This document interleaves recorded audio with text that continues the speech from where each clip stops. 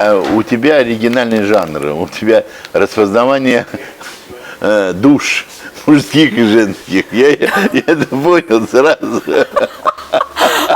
Ты так ныряешь прям, раз, и все знаешь. Ну, ты как сваха скоро будешь. Так мне так нравится, что мои подписчики любят моих зрителей вообще. Ну, правильно. Я прям, А если они не будут любить, канал закрой тогда, к черту. как именно можно смотреть и так просто, а они именно, понимают, чувствуют, как я, любят. Ну, Значит, работа сделана хорошо. да, это неплохо сделано. Да. Вы меня рассмешили. Жалко, что вы их не рассмешили. Почему? Кого вы смешить буду? Я же не могу издеваться. Я просто тебе говорю, как вижу этот сценарий. Это Дон Кихот Коломанческий закончится, понимаешь? Закончится? Да, закончится. Но только Дон Кихот в женском обличии. Ага, да. Извини, пожалуйста.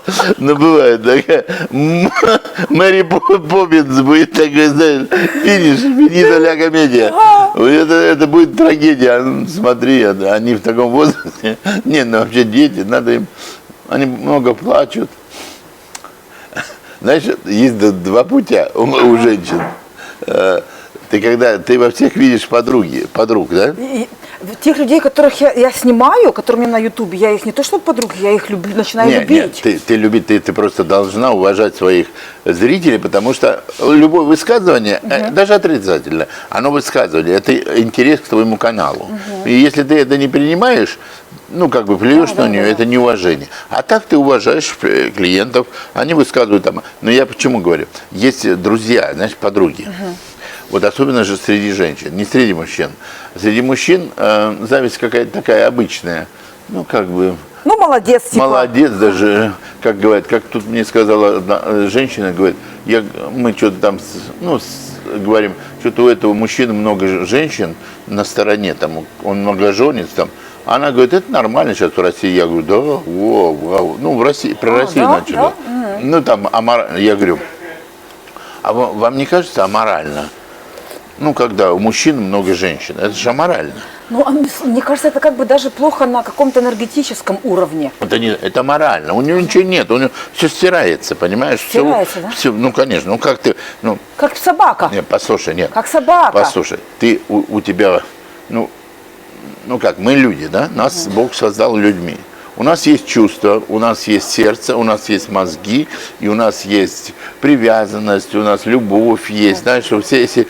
как ты можешь распылять на 7 человек? Как ты можешь это сделать? Это все равно пирог, ты приносишь торт такой и начинаешь резать его. Да. Как это? Это же ненормально.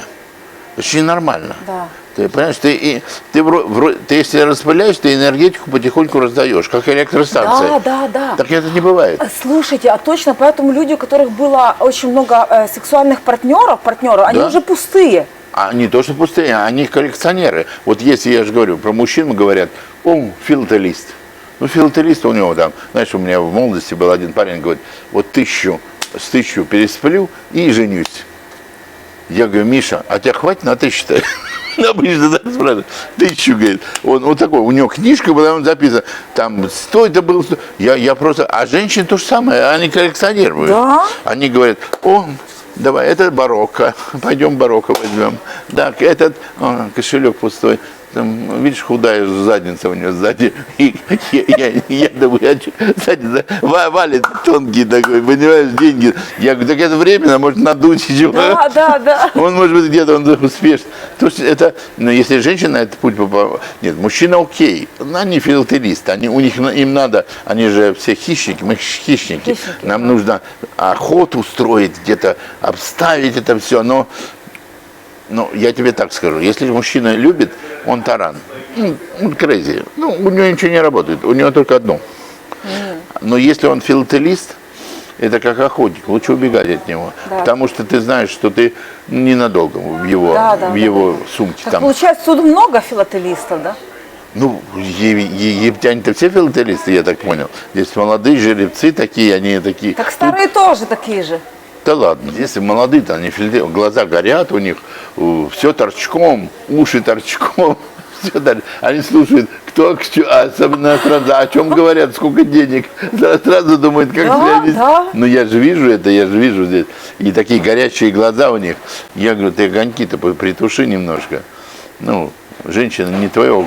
Они выбирают еще сидят и выбирают, чмокают. Ну, конечно, я же заметил. Хочу какую-то конфету к Ну, этому. пожалуйста, иди. Выбирай, там много конфет. Тут шоколадки вот с этой стороны я уже изучал. Хорошие. Да? Да, пожалуйста. Сейчас я. Возьми покушать, если хочешь. Немножко. Ну, Будет видно коленки, пусть будет. Вы такой босс. Ну, Не, классно, классно. ну смотрите, Вы как. такой супер в этих шортиках. Ну, раздеваться я не могу. У меня нога просто болит. Да, ничего страшного. Чуть-чуть. Ничего страшного. А что там вы говорили? Кто-то вас нашел по интернету, да? Нет, мне приятно, скажите. Или Ну, это пока секрет? Я не знаю. У меня мы на удалении работаем. Как компьютерщики.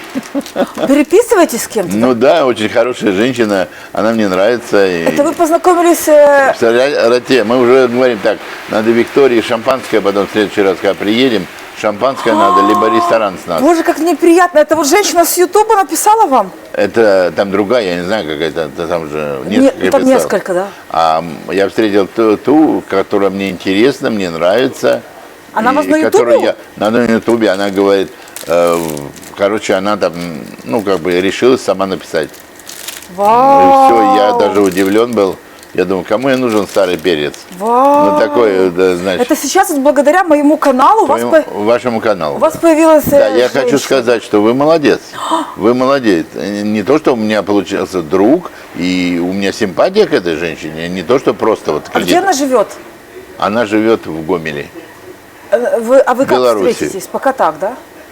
Ну, мы договорились, я могу полететь к ней потом. Боже мой, ой, тогда мы Нет, будем... мы сюда хотим отдыхать. Она любит Правильно. отдыхать в Египте. Она здесь была Боже, как мне не один приятно. раз, она мне сказала. И говорит, что любит Египет. Ну, море, здесь тепло. Я говорю, мы можем здесь вдвоем прилететь, я могу прилететь тоже. Но она говорит, мы решим, как это сделать. Ну, то есть, я не знаю, так получилось. Я вам давал интервью, когда говорил, что нужно соединяться, люди не могут жить отдельно. Где-то кто-то есть. Помните, я вам говорил? Вот вы мне, наверное, не верили, правда? Я сам-то в это не верил. Я думаю, я говорю, а сам-то какой? Ну, так получилось, Виктория. Так получилось. Вот я не знаю. Я ничего не могу вам сказать больше. Все. У меня мурашки по коже. Это не мурашка, это жизнь. Я же вам говорю. И каждой женщине я говорю как. Есть свой мужчина, и у мужчины своя женщина. Где они найдут друг друга? Я не знаю. Я не могу вам объяснить. Может, по улице носом столкнуться, а можно там где-то вообще в другой стране. Нет, но language должен быть один. Я вам просто говорю, культура должна быть одна. Это многое значит. Когда люди говорят, что он там другой культуры и другого language, если ты не понимаешь этот language, как ты можешь разговаривать на любые темы? С человеком интересно, когда ты соединяешься, у нас так получается, что мы вот когда общаемся, у нас нет запретных тем. Вот это у нас получилось, у нас разговоры легко. Мы мы говорим по телефону и она говорит, мне легко с тобой. Я говорю, так мне тоже, у меня нет преград. Мы можем любые темы с ней, вообще, на фривольные темы, но мы это не касаемся, это не то.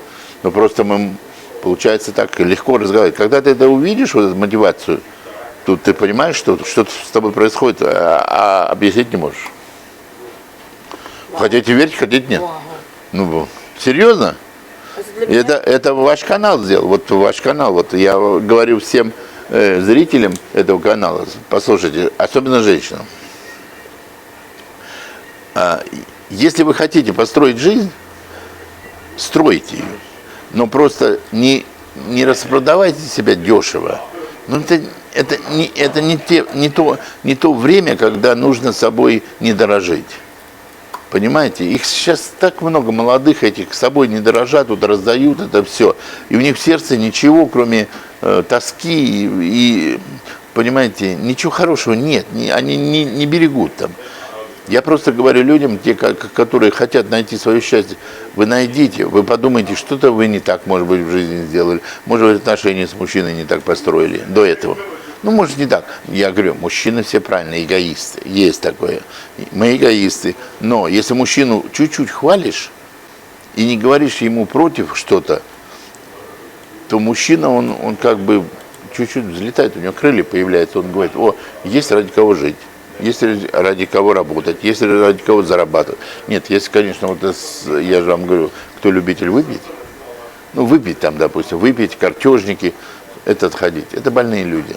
Понимаете, с больными людьми я репутацию никакую не дам. Это не нужно. Это вообще трата времени, это трата нервов. Потом ты становишься раздражительный, особенно женщины. Они страдают от этого, страдают дети, если появляются. Они появляются, потому что природа так создала мужчину и женщину. Они появляются. А как если дети будут страдать? А дети страдают, они что-то могут взять от него, что-то могут взять от вас. Но там хромосомы как-то работают, это нужно, я не знаю, врачам, которые как бы наблюдают женщину и мужчину, они говорят, больше ген там женщины или мужчины. Но это опасно, это очень опасно, ведь это, вы же родили человека и даете жизнь, путевку в жизнь, а если она неправильная, то он будет какой-то с какими-то наклонностями, это неправильно. Вот и все. Так что мне повезло, не знаю. Я ничего не говорю, это бывает.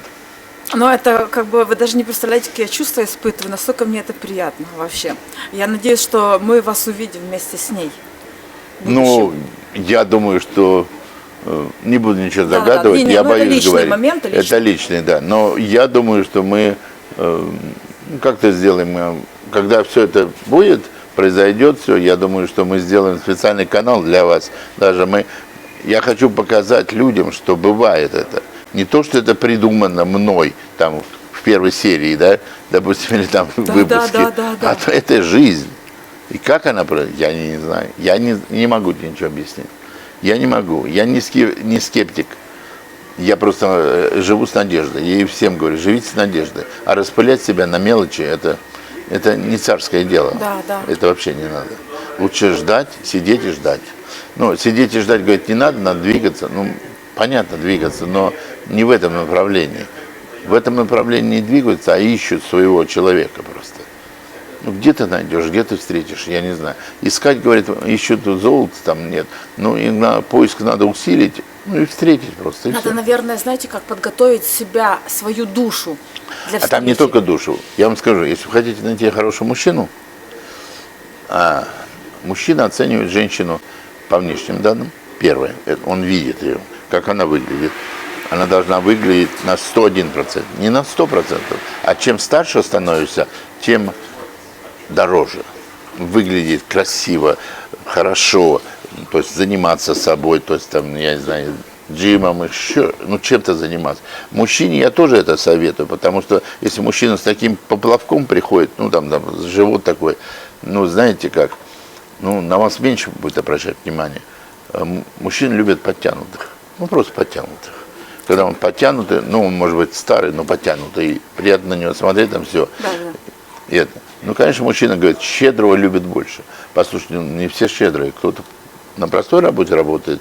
Вы знаете, я тренировала в фитнес-клубе, у меня была коллега, девочка. И вот она рассказывала, что ее муж покупает орехи только на базаре. В магазине он не покупает ей вот эти распакованные, потому что это намного дороже. Но если она хочет в магазине, он ей не купит. Но зато он ей подарил машину. То есть вот у него своя методика экономии, правильного распределения денег. То есть... Правильно. Вот нет, говорят, есть скупые мужчины. Скупых мужчин очень мало. Они есть, но мало, как и у любой, и женщин. Есть рациональные мужчины. Они умеют строить финансы. Если они это делают, вы окей. Когда он говорит, если он не купил машину, он не хороший муж. Может быть, он сейчас не может позволить купить машину, ту, которую он хочет купить. Ту, которую он хочет купить. Вот в чем я говорю. Здесь мужчина, он как загадка. Если он любит, он знает, что это надо сделать, что он купит. Но какую машину он купит, он только знает. Нет, он советуется, говорит, как тебе будет комфортно, он может быть назвать 5 марок, но купит ту, которую считает он. нужны. Да. Понимаете, это не из-за того, что он вас не берет в расчет. Нет. Из-за того, что он больше просто знает про автомобили. Женщина, как правильно, она же водитель. Она же не знает, там мужчины более щепетильные, они там тормоза смотрят, там сохранность, какие-то датчики и все и так далее.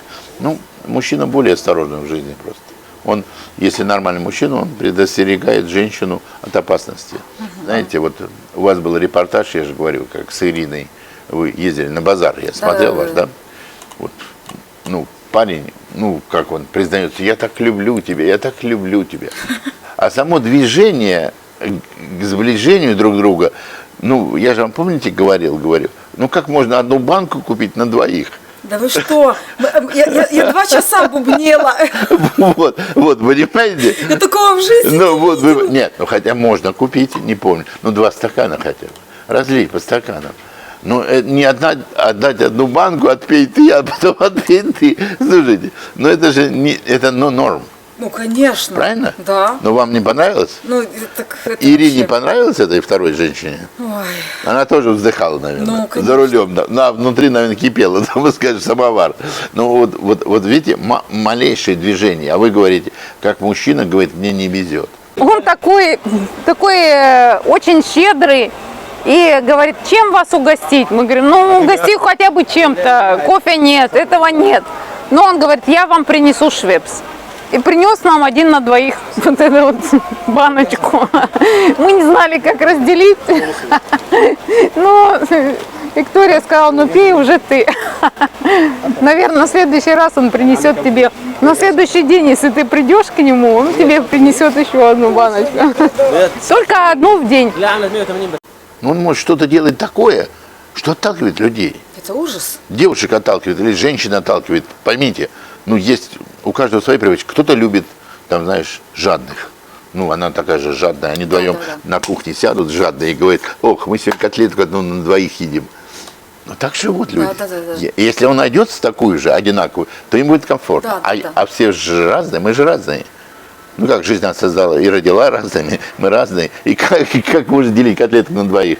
Я вот, честно сказать, ну, я вам рассказывал, что мужчина, если влюбляется, действительно мужчина, он как таран, все, он ничего не видит. Он все. Ему надо все, вот эту женщину окружить чем-то, лаской, там, вниманием, бла-бла-бла. Ну, любовью, там, всем, что можно. Там цветы дарят. Он, у меня в Москве, помню, знакомый, чтобы женщину свою удивить, «Газель» заказал цветов. «Газель». Он привез к ней, говорит, доставку, и к ним приходит в офис, она там сидит в офисе, адвокат. Приходит, и говорит, вам тут цветы привезли по заказу. Она говорит, какие? Это не ошиблись. Он говорит, не знаю, целый «Газель», говорит. Он говорит, что у нас, цветочный магазин, что ли? А те молча начали носить, и говорит, не знаю, адрес этот, все, мы разгружаем. У нас время идет. Они на доставке были. Да. И они там цветами, она не понимает, везде цветы все приходят, говорит, у вас что здесь, цветочный магазин, а не и юридический офис. Она говорит, да вот это по ошибке, наверное. Потом он приезжает вечером, приходит и говорит, я не понял, а кто цветы-то привез? Вы что, магазин цветочный, наверное, открываете? Она говорит, да нет, какой-то по ошибке. Она говорит, он говорит, да? А сам знает, что это он заказал. Она глаза на нее таращит и говорит, Вадим, это ты заказал? Он говорит, нет, вообще. Я вижу по глазам, что ты заказал. Ну, Да хотел вы что? удивить, вот удивил, вот Да, таран. да, действительно. И вот сейчас живут 2 детей, у них Да, там да, нормально. да. Нормальные люди. Вот он удивил женщину. Ну, как бы он хотел сказать, что мне для тебя ничего не жалко. Вот видишь, там, ну, цветы, сколько «Газель» цветов там стоит, это в России немало.